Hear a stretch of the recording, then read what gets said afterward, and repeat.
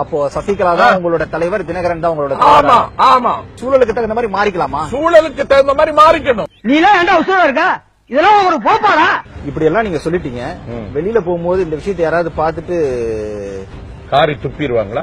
காரி துப்பினா தொடச்சிருவேன். காரி துப்பிடுவாங்களா? காரி துப்பினா தொடச்சிருவேன்.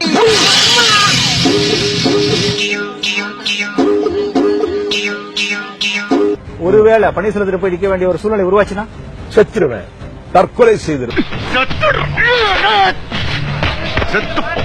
சிலர் ஆசைக்கும் தேவைக்கும் வாழ்வுக்கும் வசதிக்கும் ஊரார் கால் பிடிப்பார். ஒரு மானம் இல்லை, அதில் ஈனம் இல்லை, அவர் எப்போதும் கால் பிடிப்பார்.